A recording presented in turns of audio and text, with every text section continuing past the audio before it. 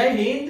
किरेन रिजिजू जो कि नरेंद्र मोदी के कैबिनेट में अब तक अच्छे तरीके से कार्य करते रहे हैं, लेकिन उनका कानून मंत्रालय उनसे वापस लेकर अर्जुन राम मेघवाल को सौंप दिया गया। इसके पीछे कौन से कारण हो सकते हैं, उस विषय पर आज हम विश्लेषण करते हैं, तो विश्लेषण के अंत तक बने रहना।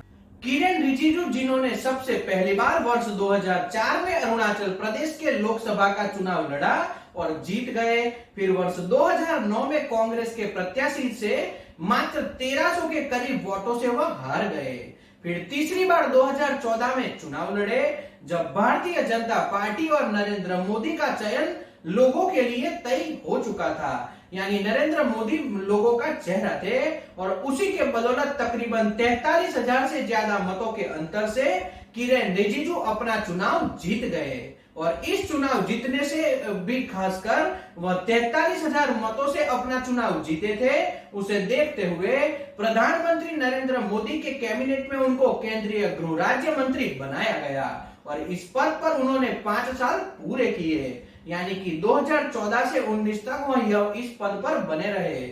अब 2019 का चुनाव आया और किरेन रिजिजू अपनी वही अरुणाचल प्रदेश की सीट से लगातार चौथी बार लोकसभा चुनाव लड़े और तीसरी बार चुनाव जीतकर संसद पहुंच गए और इस बार भी नरेंद्र मोदी की कैबिनेट में उन्हें खेल और युवा मामलों के मंत्री का पद दे दिया गया और इसके अलावा इससे अतिरिक्त इन्हें अल्पसंख्यक विभाग का राज्य प्रभार भी सौंपा गया।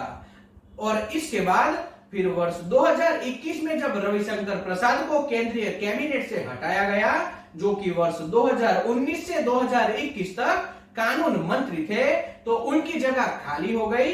इस वक्त भी नरेंद्र मोदी राज्यों में चुनाव हार गए थे, इसके लिए इन्हें हटाया गया।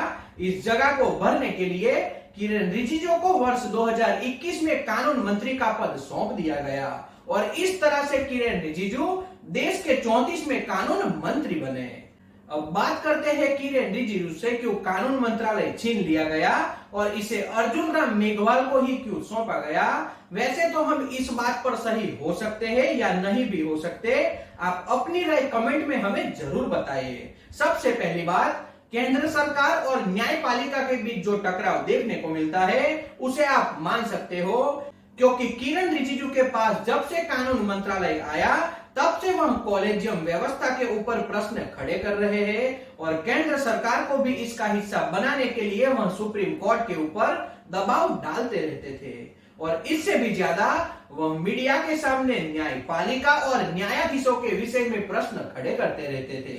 दोस्तों, भारत के इतिहास में अब तक बहुत सी बार ऐसा देखने को मिला कि केंद्र सरकार और सुप्रीम कोर्ट में आंतरिक कलह होता रहता है, लेकिन वह आम जनता और मीडिया तक कभी भी नहीं पहुंचता। लेकिन इस बार ऐसा देखने को मिला कि मीडिया में इस मुद्दे को लाया गया और कॉलेजियम के विषय को मीडिया में डिबेट के रूप में दिखाया भी गया, यानी कि बड़ी बड़ी हस्तियों से इसके विषय में डिबेट करवाई गई और न्यायपालिका और न्यायाधीशों के ऊपर प्रश्न खड़े किए गए। तो यह सरासर गलत हो रहा था और इसके परिणाम स्वरूप केंद्र सरकार को अब ऐसा लग रहा है कि सुप्रीम कोर्ट केंद्र सरकार जो भी फैसले लेती है उसमें ज्यादातर गैर संवैधानिक फैसलों को सुप्रीम कोर्ट तत्काल प्रभाव से हटा देती है या फिर उसके ऊपर स्टे लगा देती है। तो सबसे पहले यह कारण हो सकता है कि 2024 के चुनाव को देखते हुए किरेन रिजिजू को उनके कानून मंत्रालय का पद उनसे वापस ले लिया गया हो, यानी कि उनको कानून मंत्री के पद से हटा दिया गया हो। यह पहला कारण हो सकता है। अब दूसरा कारण समझते हैं। किरेन रिजिजू जो कि अरुणाचल प्रदेश से चुनाव जीतकर आते हैं और करीब जब से भारतीय जनता पार्टी की सरकार केंद्र में चुनकर आई तब से किरेन रिजिजू को अलग अलग तरीकों के मंत्रालय सौंपे गए और इस वजह से वह अपने प्रदेश में जाकर वहां के लोगों के प्रश्नों को नहीं समझ सकते या फिर वहां के जो सामान्य जनता के मुद्दे हैं उसको कहीं पर नहीं उठा सकते। शायद इस वजह से भी उनका कानून मंत्रालय से उन्हें साइड आउट किया गया हो ताकि वह अपने प्रदेश में जाकर 2024 के चुनाव के लिए विकास कार्यों को आगे बढ़ा सके। अब तीसरा और मुख्य एक कारण समझते हैं। हाल ही में कर्नाटक का चुनाव हुआ और उसमें कांग्रेस पार्टी की बहुत अच्छे तरीके से जीत हुई और इसी तरह से पिछले वर्ष हिमाचल प्रदेश में चुनाव हुए थे, वहां पर भी कांग्रेस पार्टी की बहुत अच्छे तरीके से जीत हुई थी। यानी कि दोनों राज्यों में कांग्रेस ने अपनी सरकार बनाई, जहां पर भाजपा की सरकार थी। अब यहाँ पर बात आती है राजस्थान चुनाव की, जो कि इस वर्ष के अंत में राजस्थान में विधानसभा के चुनाव होने वाले हैं और पिछले चुनाव में कांग्रेस पार्टी बहुमत के साथ राजस्थान में सरकार बना चुकी है। हाल में कांग्रेस पार्टी की सरकार राजस्थान में स्थापित है।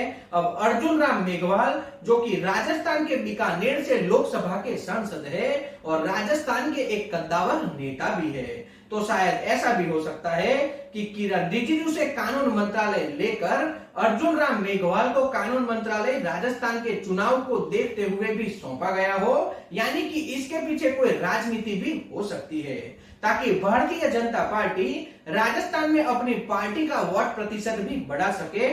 यह भी एक कारण हो सकता है।